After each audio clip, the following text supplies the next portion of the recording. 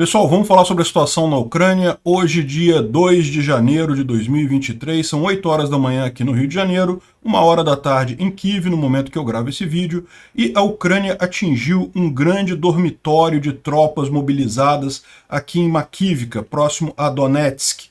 A explosão foi enorme porque tinha munição armazenada no mesmo lugar que estavam as tropas russas.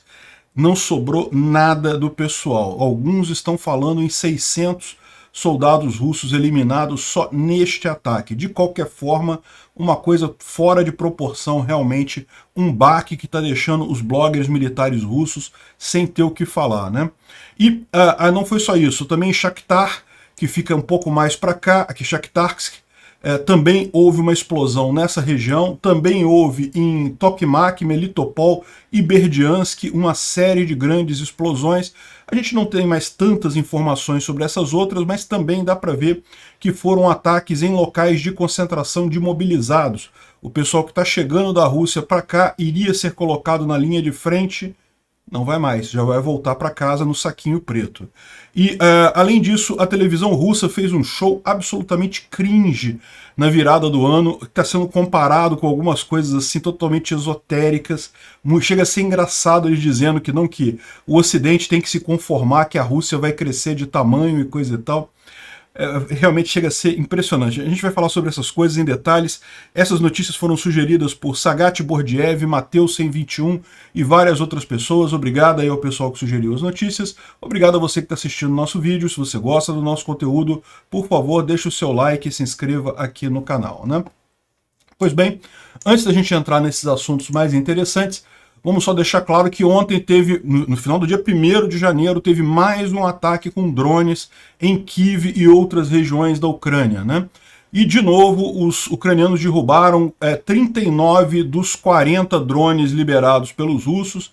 Então, mais uma vez, foi altamente ineficaz esse ataque. Também teve dois Orlan 10, que são aqueles drones de vigilância, né, de monitoramento, e teve também um míssil Ha-59, que também foi derrubado pelas forças ucranianas. Então, mais um ataque com drones ontem e a maior parte destruído sem grandes danos. Sem grandes danos, mas que teve algum dano, teve, infelizmente. Alguns caíram em região ali na própria cidade de Kiev, teve alguns feridos, enfim, aquele negócio, né? Mais um ataque covarde russo, mas felizmente esses ataques cada vez menos têm dado resultado, né? E bom, a grande notícia do dia de ontem é essa daqui. Essa aqui é o prédio da Escola 19. Isso aqui é o prédio da Escola 19 no ano de 2022. Esse aqui é o prédio da Escola 19 no ano de 2023. Dá para ver que não sobrou nada. É um prédio grande, não é um prédio pequeno, não. Dá para ver que isso aqui era um prédio de uma universidade que tinha na região, né? E estava desocupado já há muito tempo, essa universidade já quebrou desde 2019, então esse prédio já estava desocupado, mas ele estava de pé e estava sendo usado pelas tropas russas para recepcionar os mobilizados. Então a expectativa, esses mobilizados chegaram nas vésperas do Ano Novo, e a expectativa dos russos é que eles já fossem para a linha de frente agora no dia 2, hoje. Esse pessoal deveria estar indo para a linha de frente. Só que os ucranianos perceberam, tiveram a informação de que havia essa concentração de tropas russas na região e atacaram com HIMARS, né? Agora, mesmo com HIMARS, é muito difícil você conseguir destruir um prédio totalmente como está aqui, ó. Não sobrou absolutamente nada, parede sobre parede. E aí o que o pessoal descobriu é que, na verdade, os russos também estavam armazenando no local combustível, munição e os equipamentos que esses soldados iriam com isso para a linha de frente. Então tinha muita munição no prédio, tinha muito combustível, tinha muita coisa pronta, né? Aparentemente tem uma garagem aqui em algum lugar embaixo, e com isso, quando o HIMARS caiu ali, meu amigo, fez a festa, né? A gente vai ver aqui alguns depoimentos de bloggers russos falando sobre isso, e a informação que tem é que só vai saber o número de mortos exatos depois de fazer exame de DNA, porque não sobrou nem corpo inteiro de soldado nessa história, né? O que sobrou foi só pedaços de pessoas, e só com exame de DNA para saber as pessoas que morreram nesse evento, né? Que o pessoal está chamando de sopa de vatnik, né? Sopa de mobilizado russo. Aqui o Necromancer traz a informação aqui, foi justamente na virada do ano, foi do dia 31 para o dia 1º que foi a explosão, e daí ele tem aqui algumas conversas e coisa e tal que ele trouxe aqui. Aqui está mostrando, mas essas conversas todas aqui a gente vai falar sobre elas depois, tá? A gente vai repassar isso daqui depois que tem traduzido esse tipo de coisa. Mas basicamente falando sobre os mortos, sobre a quantidade de o desaparecimento total, né? Aqui é o tal prédio, dá para ver que é um prédio grande. Não é um prédiozinho pequeno, não. Era uma universidade que tinha aqui, um prédio de uma universidade, e esse prédio deixou de existir completamente, né? Aqui, Makivka, na verdade o prédio fica entre Donetsk e Makivka, né? Fica nessa região aqui. Makivka é uma cidade muito grande aqui em Donetsk, né? E está toda controlada pelos russos desde 2014. Então ela já é usada pelos militares russos há muito tempo, né? No primeiro momento estavam se falando em 50 mortos e 100 feridos, é a conversa que tem aqui, mas já está se falando em 600 mortos agora, né? Esse vídeo aqui é um vídeo curioso, é o vídeo de um casal que está comemorando a virada do ano na casa deles, próxima a essa região, eles não estavam neste prédio, eles estavam em algum apartamento próximo ali, e dá para ver o pavor deles no momento que chega a explosão, né? Aqui, eles estão assistindo o discurso do Putin na virada do ano. Que coisa, hein? O pessoal não tem nada melhor para fazer, né? Deixa eu tocar para vocês aqui. Мы всегда знали, а сегодня тех, кто сейчас здесь, вот здесь рядом со мной, кто на передовой и на прифронтовых, здесь личный состав вооруженных сил.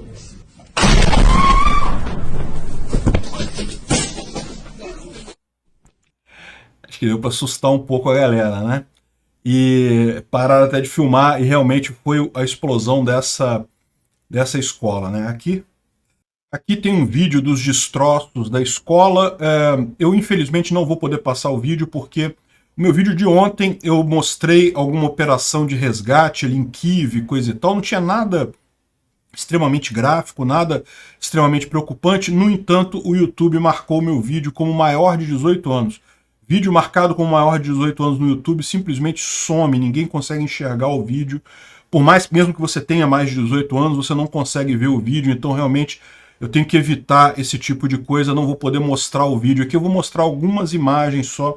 Esse daqui é o trabalho de resgate aqui das forças russas, né? Eles estão tirando o escombro lá da tal escola 19 e coisa e tal, e dá para ver que realmente não sobrou nada sobre nada ali, né?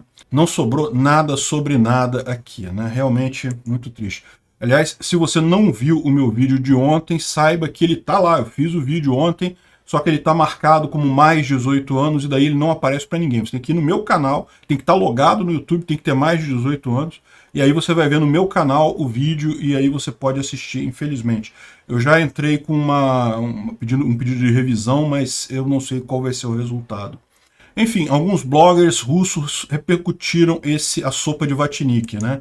Então tá aqui um blogger do Boris Rogin, falando que sobre Makivka, né? O HIMARS atingiram a escola e os mobilizados estavam aquartelados lá no edifício, um número significante de mortos e feridos. Na tarde do dia de ontem, né, na tarde do dia 1º, o entulho ainda estava sendo retirado. Depois de strikes em grandes depósitos de munição e depósitos de combustível, os depósitos passaram a ser dispersados de forma a não haver grande perda de material no caso de ataques. Isso trouxe resultados. O inimigo no caso, esse aqui é um russo falando, o inimigo no caso é a Ucrânia, teve muito menos efetividade nos strikes em grandes armazéns, né?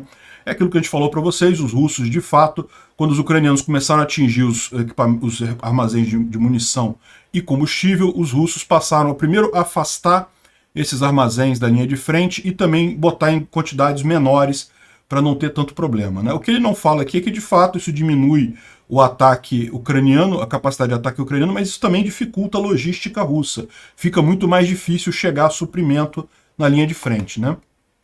E ele pergunta aqui Por que uma abordagem similar não foi aplicada, né, no caso de pessoal, né? Vocês continuam botando um monte de gente num lugar só, o que evidentemente causou esse problema. Mas o pior, como a gente vai ver, é que na verdade é o que eu falei para vocês, né? Não era apenas pessoal, também tinha equipamento e munição ali naquela escola, né? Então, esse daqui foi o Igor Girkin, ou Igor Strelkov, vocês conhecem ele, aquele criminoso de guerra russo, que foi militar russo, é da FSB, e foi um dos responsáveis pela, entre aspas, República Separatista de Donetsk, né, que não tem república separatista nada, é tudo montado pelos russos. Ele foi um dos caras que montou essa república, né? Então ele está falando aqui, depois daquele acidente com o MH17, ele caiu em desgraça, virou blogger agora. E ele está falando aqui sobre Makivka. Rapidamente, eu recebi a informação sobre o objeto que foi atingido no dia 1º de janeiro de 2023, e aquele prédio estava hospedando a 80ª Divisão, consistindo principalmente de mobilizados da Federação Russa. Ou seja, é o pessoal que foi recém-mobilizado, e principalmente da região de Saratov. Lembra onde tem aqui a base aérea de Engels 2, que já foi atingida pelos ucranianos, né? Pois é, o pessoal que estava ali, os mobilizados ali, eram principalmente dessa região. O prédio foi totalmente destruído como resultado da detonação da munição que estava armazenada no mesmo prédio. Quase todos os equipamentos militares que também estavam próximos do prédio, sem a menor tentativa de disfarce, foram todos destruídos. Em termos de números de vítimas, ainda não há números finais, uma vez que muitas pessoas ainda estão listadas como perdidas, né, ou desaparecidas. Provavelmente estão debaixo dos entulhos. Em qualquer caso, o número de mortes e feridos vai a muitas centenas. O número aproximado de 200 ou 200 é o código que eles usam para dizer que o soldado morreu. Então eles chamam mortos de 200, né? Estão disponíveis, então, ou seja, eles sabem quantos morreram, né? Mas eu não vou dizer quantos foram. Os números que a gente tem é 600. 600 soldados e oficiais russos é a estimativa que eles têm de mortos ali, né? Eu avisei que isso poderia acontecer a qualquer momento, e isso não é o único lugar em que os russos botaram uma grande quantidade de tropas no mesmo lugar e na zona de destruição dos HIMARS.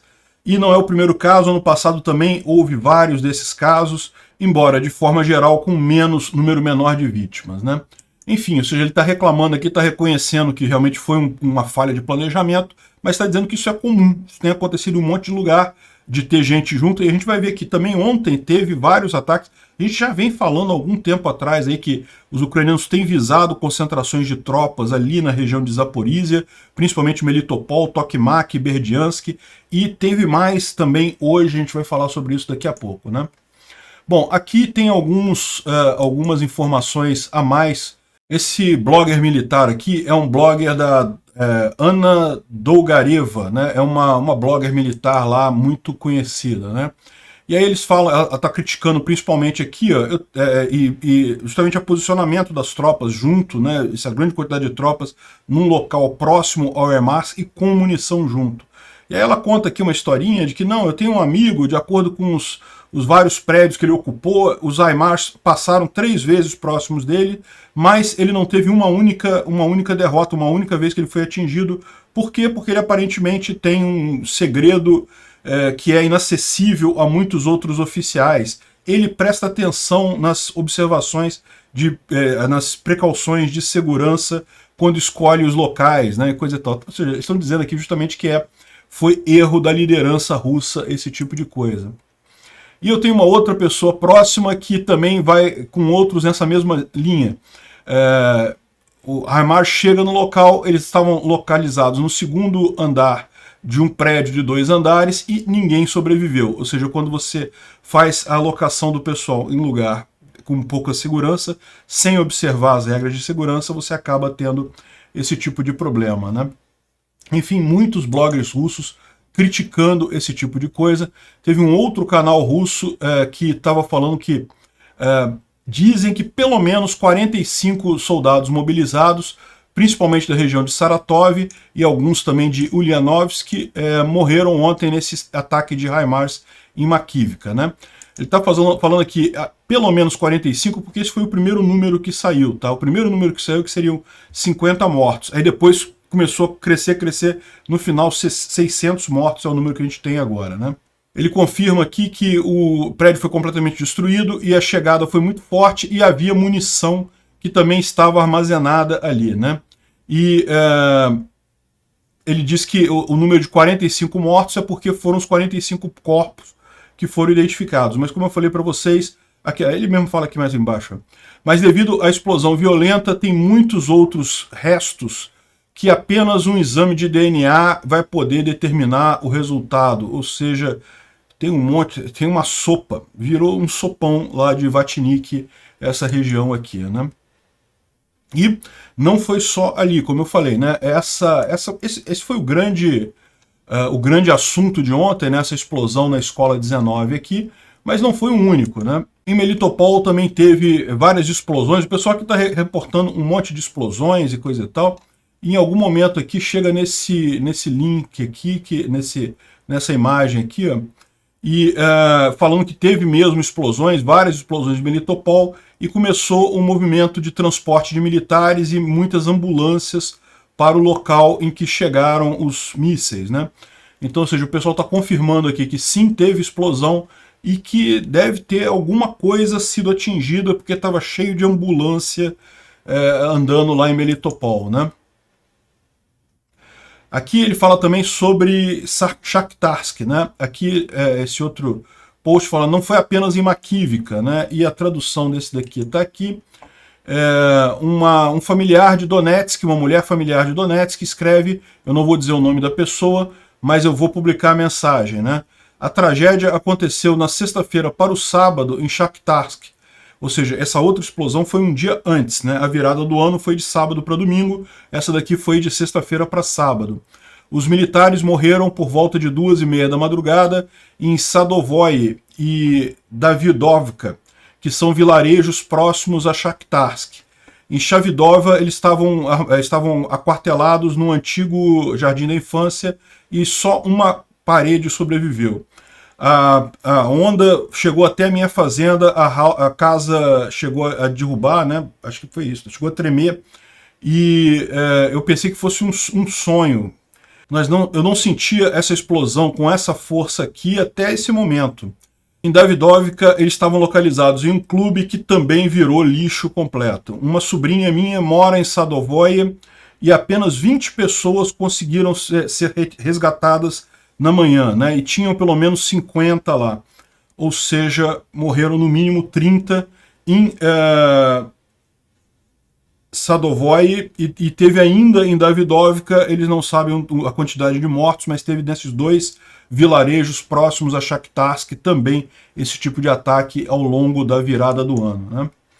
E teve aqui também uma explosão em Berdyansk.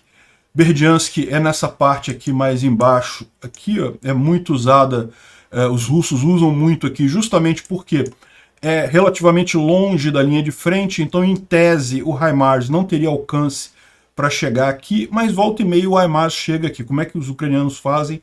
A gente não sabe, se eles têm algum foguete um pouco mais estendido, se eles arriscam, se eles fazem sabotagem, a gente não sabe, mas o fato é que, se você olhar aqui, a defesa antiaérea tentou parar o que quer que tenha atacado Berdyansk, mas não conseguiu. O míssil ou drone caiu e fez aqui uma explosão significativa aqui em alguma coisa ali em Berdyansk. A gente não tem informações ainda exatamente dos resultados disso daqui. Isso aqui foi um acampamento, né, um agrupamento de militares, se foi equipamento, se foi munição, mas certamente foi uma explosão grande aqui em Berdyansk. Isso daqui foi hoje cedo, tá? Hoje, dia 2, cedinho.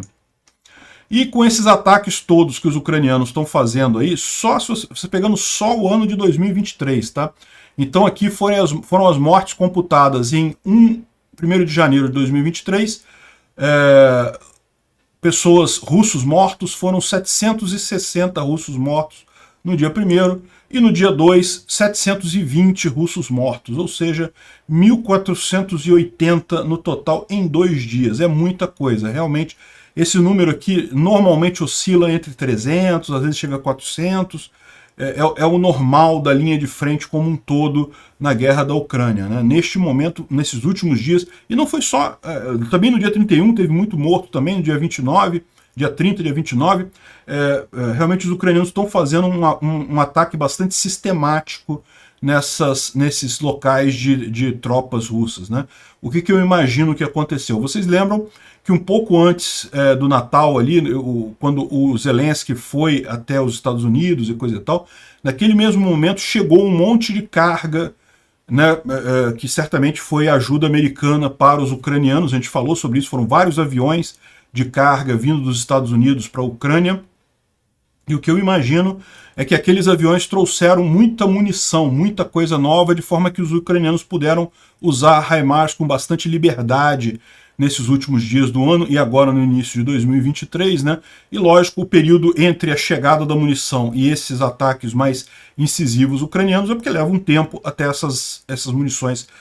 Geralmente elas chegam na Polônia, aí tem que entrar por trem na Ucrânia, tem que passar por todo o processo de inventário, né, e distribuição e coisa e tal. Então, por isso que levou algum tempo, e agora a gente está vendo o efeito disso daí. Parece bastante óbvio isso, né? Os ucranianos provavelmente estavam já acumulando informação sobre um monte de acúmulo de tropas russas e não podiam atacar porque estavam com a quantidade de munição relativamente baixa. Chegou a munição, o pessoal aproveitou para fazer a festa, né? E não foi só também no território ocupado pelos russos na Ucrânia, né? Isso daqui foi um ataque feito na região de Briansk. Vocês lembram que recentemente os russos prenderam uma equipe de sabotagem ucraniana, mataram, infelizmente, né? Uma equipe de sabotagem ucraniana que atuava ali na região de Briansk, né? Isso daqui mostra que eles não eram os únicos, né? Existem mais equipes ucranianas de sabotagem na região, ou pode ser um UAV também, né? Isso aqui é informação dada pelos russos, né? Os russos que disseram que foi um UAV que causou o problema. Mas a gente tem que olhar com calma isso daí, não dá para saber exatamente, né? Aqui, Briansk fica aqui no norte. É nessa região aqui que houve esse ataque, né? E dá para ver que foi bem feio a explosão. Isso aqui é uma usina de energia, então pode ter prejudicado lá a distribuição de energia na região, né? Outro ataque que houve foi mais um ataque também em território russo, dessa vez foi no aeroporto de Baltimore, que fica em Voronezh. Voronezh é essa cidade. Aqui ela tem mais um aeroporto lá, uma base aérea, que é usado pelos russos, onde ficam principalmente os Su-34. Então não são os Tupolev, são os Sukhoi, mas teve várias alertas de barulho e coisa e tal.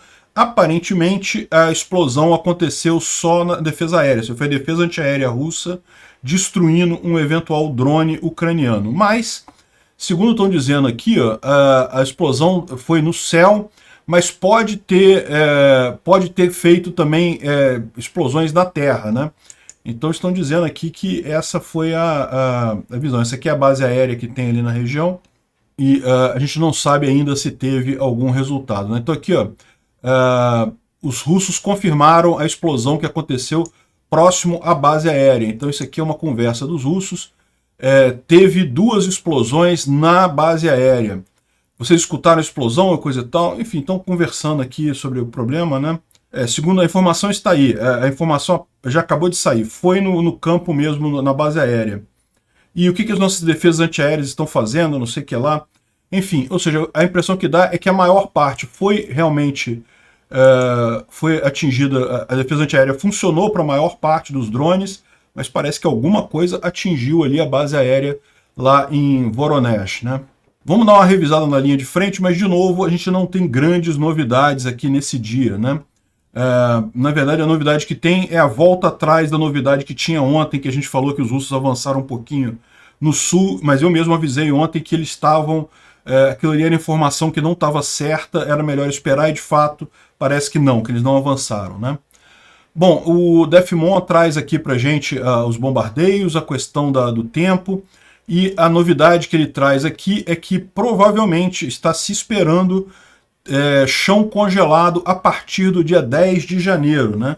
Vocês sabem, esse verão está assim um pouco mais quente que a média na Europa, inclusive ali na região da Ucrânia, o que é ruim, porque como ele está acima de 0 graus, está muito frio, lógico, lá o inverno lá é muito frio, mas como está acima de 0 graus, o chão não congela, e com isso fica aquela lama e dificulta muito as operações lá, né?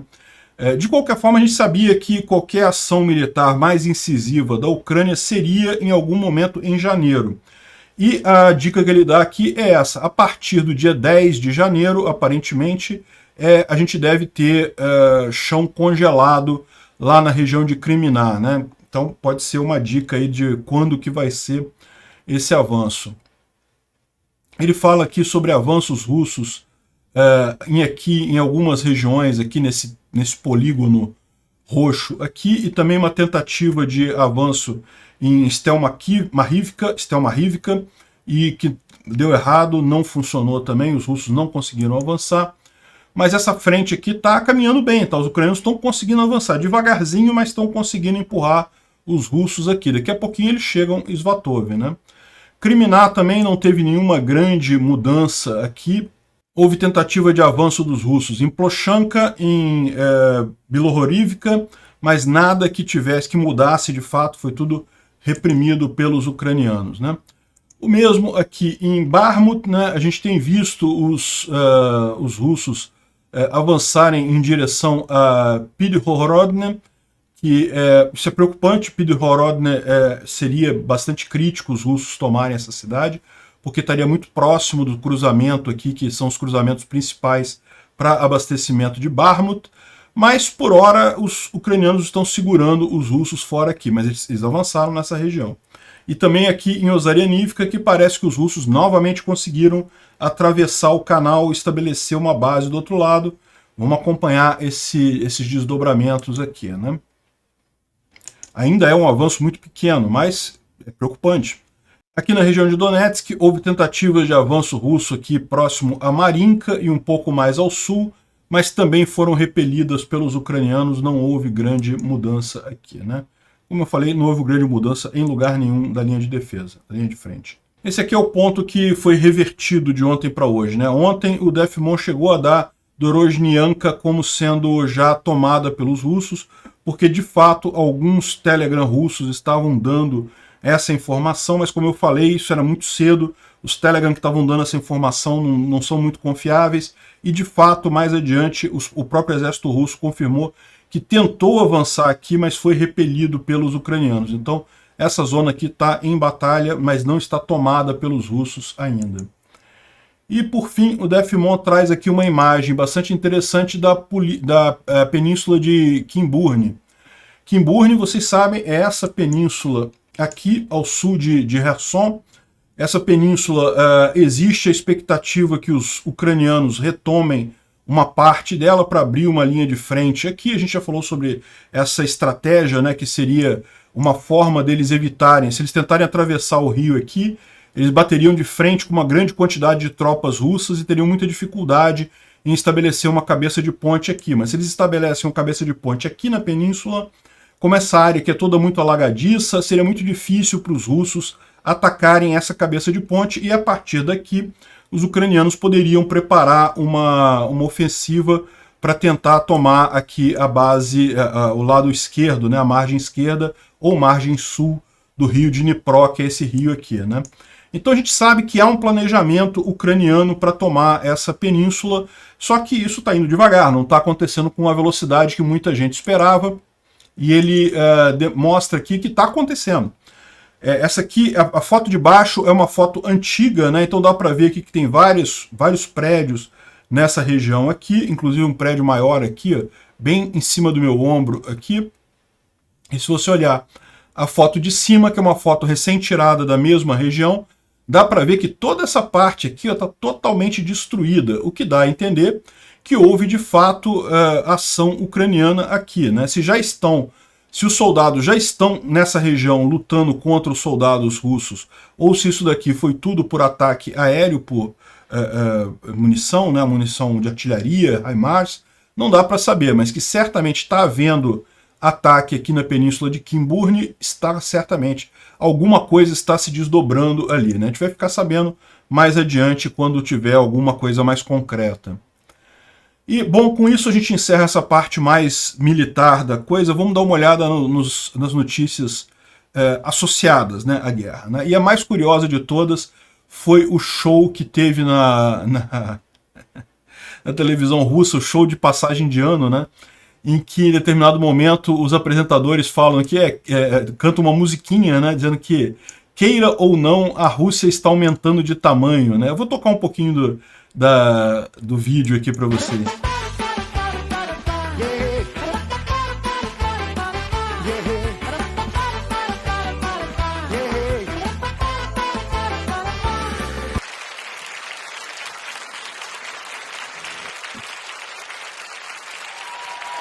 Мой новогодний тост будет несколько необычным.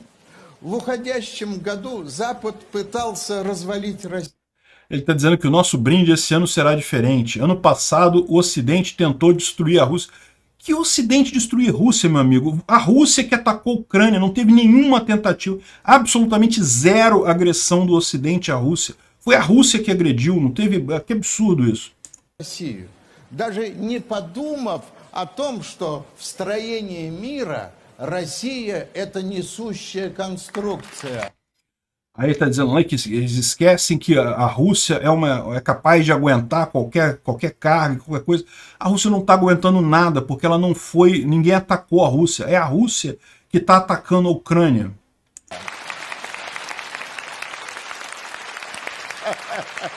Да, господа, так что нравится, не нравится, Россия расширяется. É isso daí, meus caros. Queira ou não, a Rússia está aumentando de tamanho, né? E aí o pessoal rindo ali, um sorriso meio amarelo, assim, o pessoal meio que rindo forçado. Que coisa, né? Que coisa estranha, né? Aí entra a musiquinha lá, meio... Caramba, realmente muito cringe isso, né?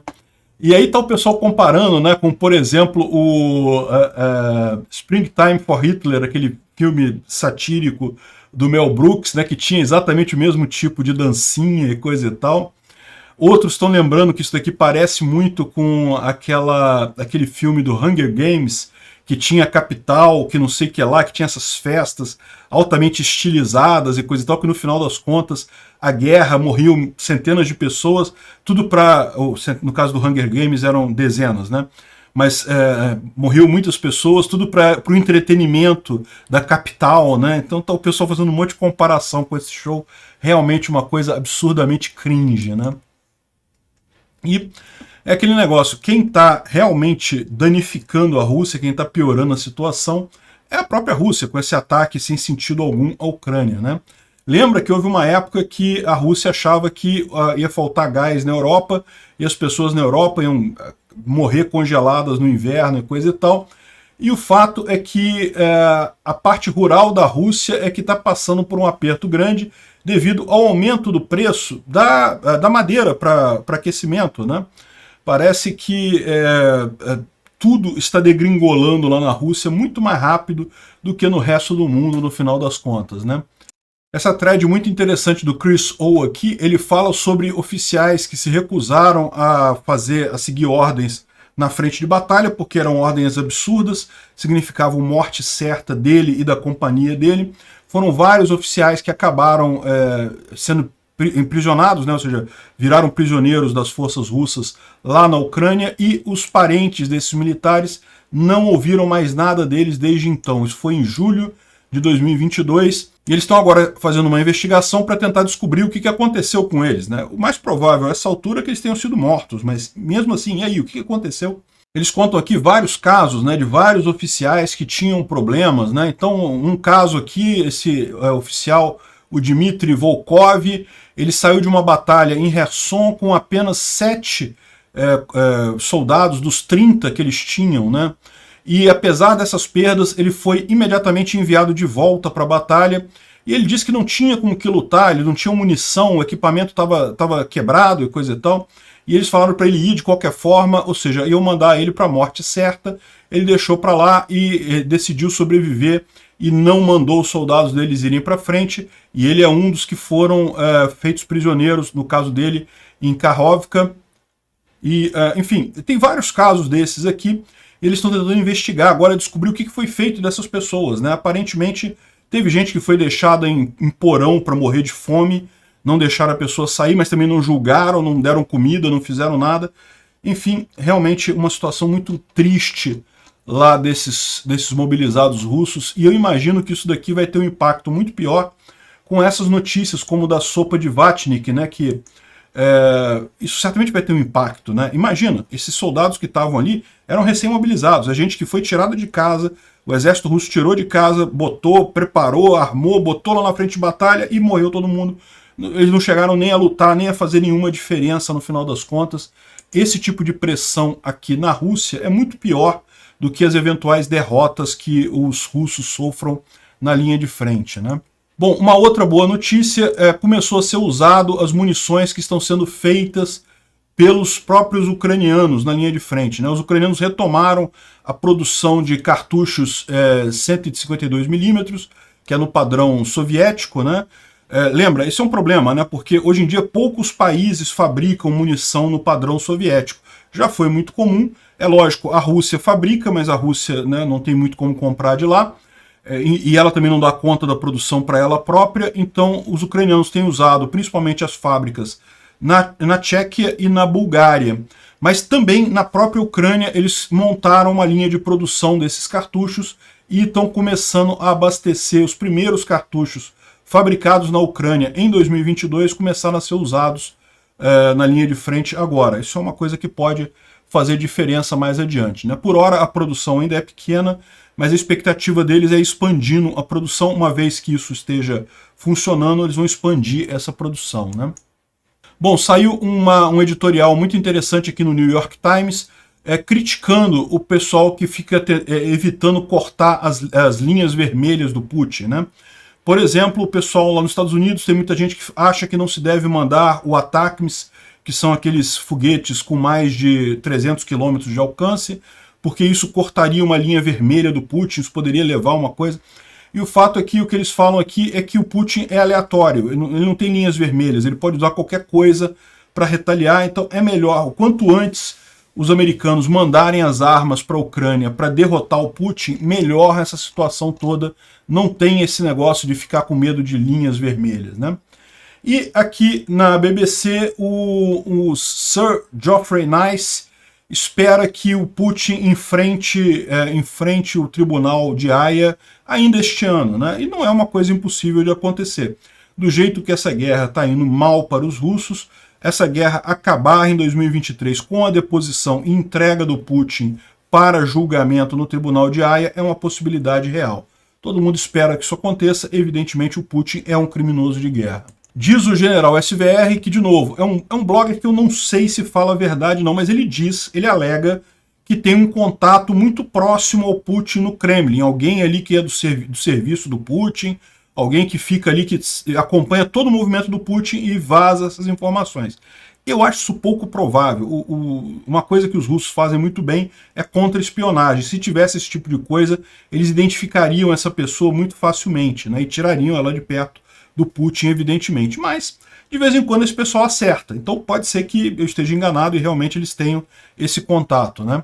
E ele está falando aqui que a passagem de ano do Putin aconteceu num bunker depois dos Urais, e que ele levou alguns amigos, né? Tava lá a Kabaeva, que é a atual amante / mulher dele, né? Não sei se eles são casados ou só unidos, né? Enfim, eles fizeram uma festinha para alguns amigos na passagem do ano. Em determinado momento o Putin passou mal, teve que chamar os médicos levaram ele para o pronto-socorro. Com isso a festa meio que morreu, mas ele está bem, ele no final das contas foi dormir e só encerrou a festa passando mal, né? Ou seja, foi, segundo ele está dizendo aqui, foi uma virada de ano bastante triste lá no bunker do Putin. Bom, e só para encerrar aqui, essa imagem aqui é bastante significativa, né? Esse daqui é o Zelensky na virada do ano de 2021 para 2022, e esse aqui é o Zelensky na virada do ano de 2022 para 2023. E dá para ver na cara dele como é que ele sofreu esse ano, né? O pessoal está colocando isso daqui, que não deixa de ser uma forma de representar o quanto a Ucrânia está sofrendo, né? Estão vivos ainda, estão lutando e coisa e tal, mas sofreram um bocado nesse último ano. Obrigado por assistir o vídeo até o final. Além de curtir, compartilhar e se inscrever no canal, considere se tornar patrocinador com valores a partir de R$ 1,99. Clique no botão Seja Membro abaixo para saber as condições e vantagens de patrocinar o canal. Mais informações sobre o nosso projeto, visite nossos sites indicados na tela.